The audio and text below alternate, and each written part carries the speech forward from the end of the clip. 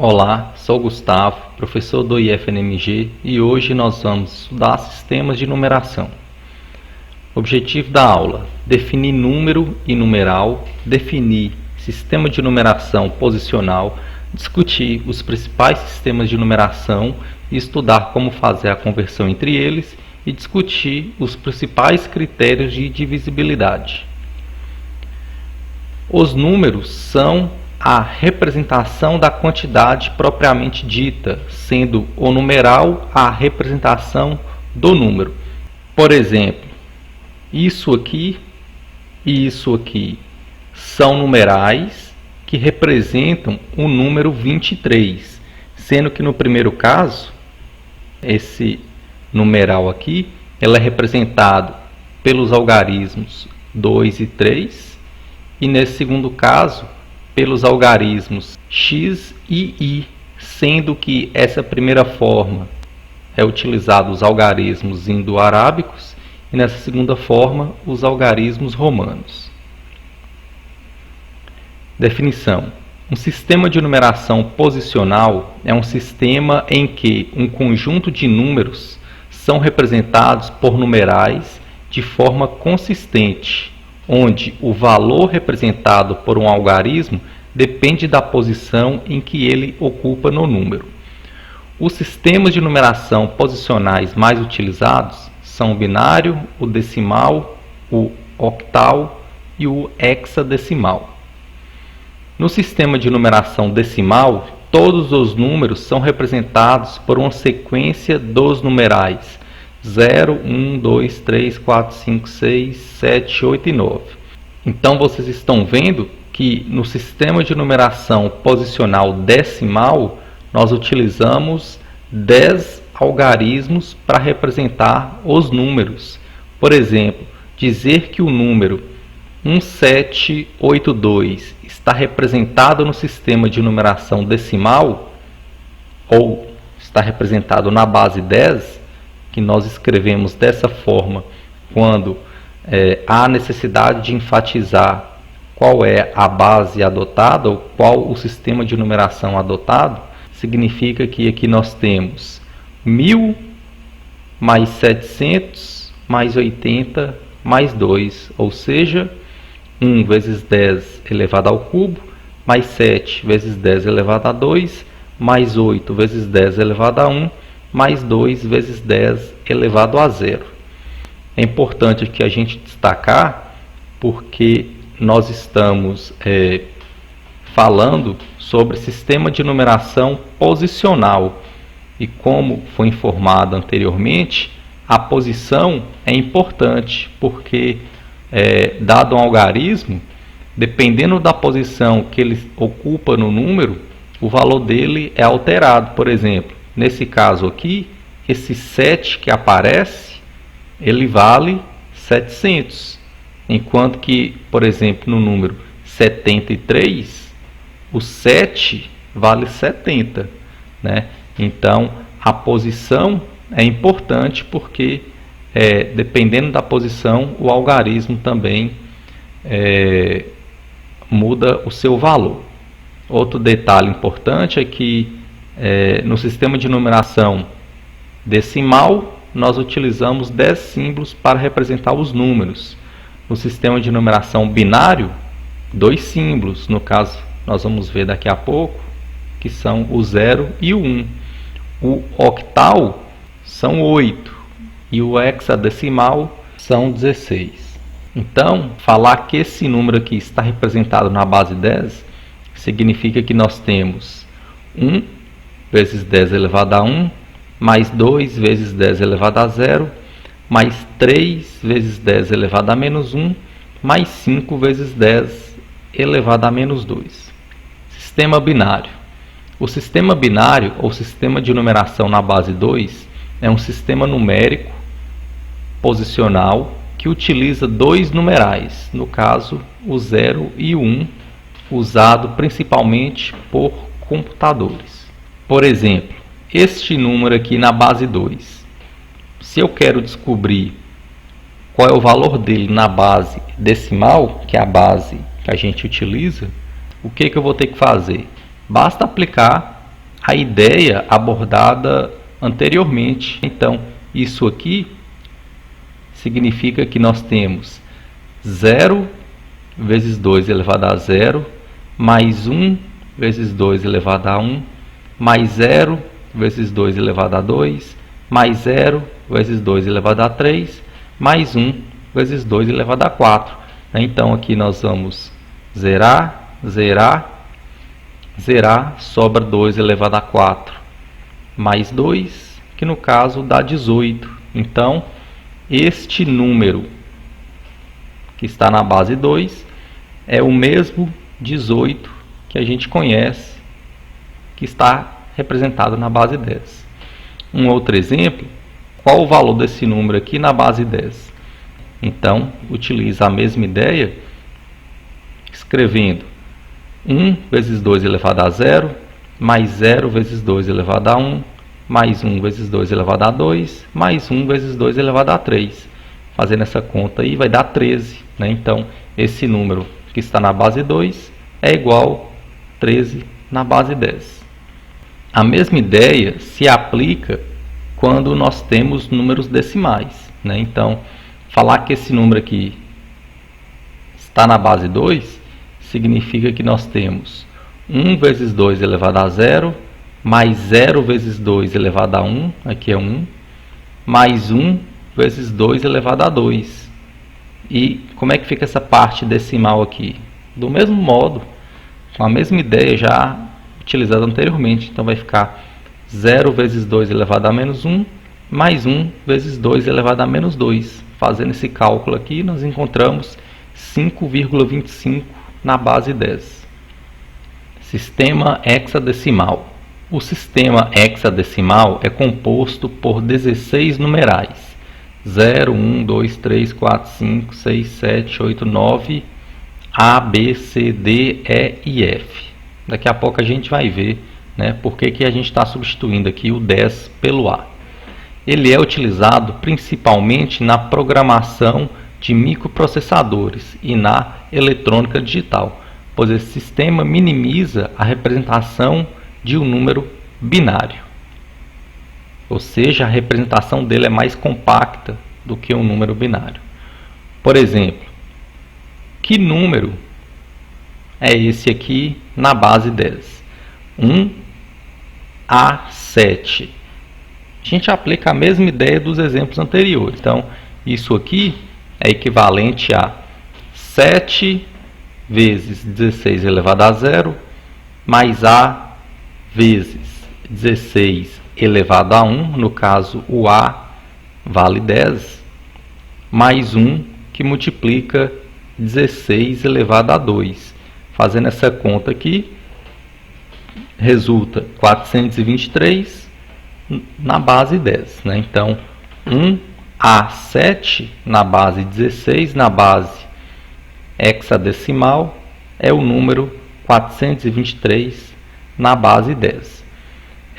Então, vocês estão vendo que o A vale 10, o B 11, C 12, D 13, o E 14 e o F 15. Aqui nós substituímos o valor do 10 pelo A, porque, por exemplo, se o número fosse 1, 0, 7, como é que a gente faria a leitura desse número? Vocês estão vendo que nesse caso teria uma ambiguidade, né? Porque se fosse o número 107, eu poderia interpretar esse 10 como 10, ou eu poderia interpretar como o algarismo 1 e o algarismo 0 em separado.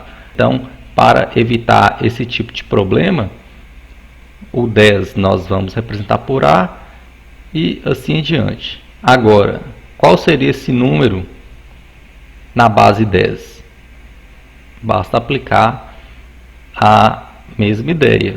Ficaria 8 vezes 16 elevado a 0, C vezes 16 elevado a 1, onde um C vale 12, mais B vezes 16 elevado a 2, o B vale 11, mais A vezes 16 elevado a 3, onde o A vale 10. Realizando essa conta aqui, nós obtemos 43.976 na base 10. Agora, como é que funciona as operações em outras bases? Então vamos relembrar aqui como é que é esse processo na base 10, porque a ideia é replicada nas outras bases. Por exemplo, 157 mais 89. Então, como é que funciona aqui o procedimento? 7 mais 9, nós sabemos que é 16. Então, nós escrevemos o valor da unidade, que é o 6, e passamos uma dezena para a próxima casa aqui. Então, vai ficar 5 com 8 dá 13, com 1, 14. Então, nós escrevemos o 4, que no caso seriam 4 dezenas, e passamos uma centena para a próxima casa, ficando assim 1 com 1, 2. O processo aqui na base 4 é o mesmo, mas só para relembrar, aqui na base 10, se eu somar dois números e dá 10, nós colocamos o 0 e passamos 1 para a próxima casa. Se desse 12, nós colocamos o 2 e passamos o 1 para outra casa. Aqui na base 4 é a mesma coisa. Lembrando que na base 4 nós representamos os números com os algarismos 0, 1, 2 e 3. Ou seja, se eu somar dois números e der 4, significa que eu vou colocar o 0 e passo 1 para outra casa. Se der 5, coloco 1 e passo 1 para outra casa. E assim em diante. Por exemplo, somando esses dois números representados na base 4, como é que ficaria? 2 com 1 dá 3. Então aqui não teve problema nenhum. Agora, 2 com 3 dá 5. Então, eu vou escrever o 1 e passar 1 para a próxima casa, ficando 0 com 3, 3 com 1, 4. Então, 0 e vai 1 para a próxima casa. 2 mais 1, 3. Com isso, a gente finaliza o processo. Agora, como é que funciona a subtração aqui na base 10? Vocês estão vendo que 123 menos 56, esse primeiro cálculo aqui, 3 menos 6, não é possível, seguindo esse algoritmo. Então, o que a gente faz? Como esse 2 aqui, na verdade, equivale a 20, eu vou tirar 10 daqui, somar com 3 e aqui fica 1, no caso sobra 10. Então, quando eu pego um emprestado aqui, eu acabo obtendo aqui o 13. Agora 13 menos 6 dá 7. Agora aqui eu fico com 1. 1 menos 5 não consigo. Então tiro 10 emprestado aqui, fica 11. 11 menos 5, 6. Então se eu tirei esse 1 aqui emprestado, resta 0. O processo aqui é o mesmo. Vocês estão vendo que eu não consigo subtrair 1 do 3. Então, o que eu faço? Pego um emprestado daqui. Então, se eu pego um emprestado daqui, aqui vai ficar 1. Mas esse 1 que eu pego emprestado não vai valer mais 10, vai valer 4. E 4 mais 1 dá 5. 5 menos 3, 2. Então, por isso que aqui aparece o 2. Agora aqui eu tenho 1. 1 menos 2, não posso. Pego um emprestado aqui, vem 4, né? Então 4 mais 1 dá 5, menos 2, 3. Aqui ficou 2, por isso que aqui tem o 2. Tá? Então, se você entender o processo da base 10, você vai entender como é que funciona esse procedimento aqui para as outras bases. E o mesmo raciocínio se aplica na multiplicação e na divisão. Teorema: sejam A e B números naturais com A maior do que 1. Se B é diferente de 0, então existem R0, R1 até Rn números naturais, tais que B é igual a Rn a n mais Rn menos 1 a n menos 1 mais até chegar aqui no R1A mais R0, em que n é o número natural e para todo i o Ri é maior ou igual que 0, menor do que A, sendo o Rn diferente de 0. Além disso, essa representação de B é única. Então, o que esse teorema aqui está nos dizendo? Vocês estão vendo que A e B são números naturais, o A é maior do que 1 e B é diferente de 0. Se eu escrevo B dessa forma, onde cada um desses R's é um número maior ou igual que 0 e menor do que A, isso significa que eu estou escrevendo o número B na base A, onde os algarismos que vão compor esse número são justamente o Rn, Rn-1, Rn-2, até o R1, R0. Ou seja, o teorema garante que qualquer número pode ser escrito em qualquer base, de modo único. Sendo assim, vamos escrever esses números aqui na base 10. Então, se esse número está na base 2, isso significa que nós temos 1 vezes 2 elevado a 0, mais 0 vezes 2 elevado a 1, mais 0 vezes 2 elevado a 2, mais 1 vezes 2 elevado a 3, mais 0 vezes 2 elevado a 4, mais 1 vezes 2 elevado a 5. Como aqui nós vamos cancelar alguns elementos, sobra esses aqui, de forma que, realizando essa soma, nós obtemos 41. Ou seja, esse número na base 2 é o 41 na base 10.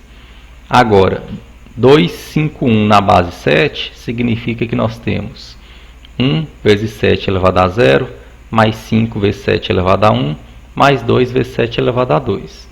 Fazendo esse cálculo, nós obtemos o 134, que no caso é a representação desse número na base 10. E por último, F10A na base 16 significa que nós temos A vezes 16 elevado a 0, né? Lembrando que o A vale 10, mais 0 vezes 16 elevado a 1, mais 1 vezes 16 elevado a 2, mais F vezes 16 elevado a 3, onde o F vale 15.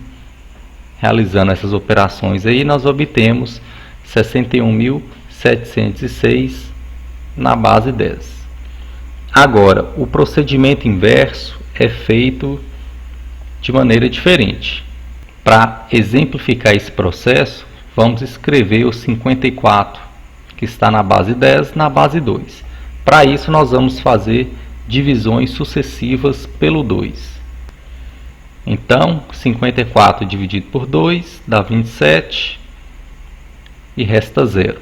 Nós vamos pegar o quociente dessa divisão, que no caso aqui é o 27, e dividir novamente por 2. Então, 27 dividido por 2 dá 13, resta 1. 13 dividido por 2 dá 6, resta 1. 6 dividido por 2 dá 3, resta 0. 3 dividido por 2 dá 1, resta 1. 1 dividido por 2 dá 0, resta 1. O procedimento é encerrado quando nós obtemos aqui o quociente igual a 0. Então, depois disso, basta escrever de trás para frente os restos das divisões para obter a representação do número na base desejada. No caso aqui, 54 na base 10 vai ser o número 1101110 na base 2. Agora, por que esse processo aí funciona? Note que quando eu aplico essa primeira divisão aqui, isso significa que o 54 pode ser escrito como 27 vezes 2 mais o resto. O 27, por sua vez, pode ser escrito como 13 vezes 2 mais 1. Então, vocês estão vendo que aqui eu tinha o 27 vezes 2, então, realizando essa multiplicação aqui, ficaria 2 ao quadrado vezes 13, mais 2 vezes 1, mais o 0 que já tinha. O 13 pode ser escrito como 6 vezes 2 mais 1. Realizando essa série de substituição, nós chegamos nessa expressão aqui, onde vocês estão vendo que os elementos que multiplicam as potências do 2 ou é 0 ou é 1. Isso significa que nós escrevemos o 54 na base 2 e deste modo fica fácil aqui de visualizar que o 54 é o número 1101110 na base 2. Um outro exemplo, o 127 na base 10, vamos escrever ele na base 5. O processo é o mesmo. 127 dividido por 5 dá 25, resta 2. 25 dividido por 5 dá 5, resta 0. 5 dividido por 5 dá 1, resta 0. 1 dividido por 5 dá 0, resta 1. O procedimento finaliza quando nós obtemos o quociente igual a 0, depois só escrever aqui de trás para frente. Então, 127 na base 10 é o número 1002 na base 5. Um outro exemplo, 672 na base 8, como é que fica ele na base 3? Nesse caso, eu aconselho primeiro escrever esse número na base 10 e depois escreve na base 3. Então, como é que fica esse número na base 10? Só aplicar lá a ideia das potências, né? Então ficaria 2 vezes 8 elevado a 0, 7 vezes 8 elevado a 1, 6 vezes 8 elevado a 2, que no caso 442 na base 10. Agora, vou fazer divisões sucessivas do 442 por 3, nós vamos obter essa sequência aqui de quocientes e de restos, né? Então, o 672 na base 8, nós vimos que é esse número na base 10, que é esse número aqui na base 3, né? Escrevendo de trás para frente vai ficar 1, 2, 1, 1, 0, 1 na base 3. Exemplo, represente esse número que está na base 10 na base 2. Agora vocês estão vendo que esse número aqui é um número decimal, né? Então agora nós temos o número decimal na base 10, vou escrever na base 2. Se esse número não fosse decimal, nós vimos que nós devemos realizar divisões sucessivas pelo 2 até chegar no quociente igual a 0. Agora, a ideia aqui vai ser um pouco diferente, se tratando de números decimais. Em vez de fazer divisões sucessivas, nós vamos fazer multiplicações sucessivas. Note inicialmente que o 4,1875 na base 10 tem a parte inteira aqui, que é o 4, mas a parte decimal 0,1875. É fácil de escrever esse 4 na base 10 para a base 2, que no caso é 100. Agora o que a gente vai fazer é escrever esse número decimal na base 2. Então, como eu disse, nós vamos fazer multiplicações sucessivas por 2. Esse número vezes 2 vai dar 0,3750, que pode ser escrito como 0 mais 0,3750. Esse 0 que eu escrevi aqui é justamente separando essa parte que está aqui antes da vírgula. A gente vai pegar esse número e multiplicar por 2. Então vai ficar 0,7500, que é o 0 mais o 0,7500. Vou multiplicar aqui por 2. Agora vai aparecer o 1,5000, né? Então eu posso separar essa parte inteira aqui. Então vai ficar 1 mais 0,5000. Pego esse número, multiplico por 2. Vou chegar em 1, que vai ficar escrito como 1 mais 0,000. O procedimento para quando nós chegarmos em 0 aqui. É claro que em alguns casos pode ser que você nunca chegue a 0, porque o número vai ser representado como uma dízima periódica. Nesse caso aqui nós chegamos no 0, então o procedimento para aqui e a escrita desse número na base 2, agora nós vamos considerar aqui de cima para baixo. Então, o 4,1875 na base 10, como nós vimos, é o 100 na base 2, mais esse número na base 10, que pode ser escrito como 0,0011 na base 2. Então, como eu tenho aqui dois números na base 2, só somando aqui direto vai ficar 100,0011 na base 2. Agora, vamos discutir aqui alguns dos critérios de divisibilidade. Critério de divisibilidade por 2. Um número inteiro n é divisível por 2 se somente se seu algarismo das unidades também é divisível por 2. Então, antes de começar a prova propriamente dita, vamos escrever um número qualquer n dessa forma. O número está escrito, nesse caso aqui, na base 10, onde o A0 aqui é justamente o algarismo das unidades. Vocês estão vendo que, desconsiderando o A0, eu posso colocar o 10 em evidência, obtenho essa expressão, onde o 10 também pode ser escrito como 2 vezes 5, ou seja, esse primeiro fator pode ser escrito como um 2 vezes um K mais A0, onde o K é justamente essa expressão, né? Então, n é igual a 2K mais A0, onde o K é dado por isso. Então, vamos provar aí o critério de divisibilidade. Na ida, eu vou considerar que n é divisível por 2, vou mostrar que o algarismo das unidades, no caso o A0, também é divisível por 2. Então, se n é divisível por 2, isso significa que 2 divide n. Como 2 divide 2k e 2 divide n, então 2 vai dividir n menos 2k, utilizando propriedades da divisibilidade.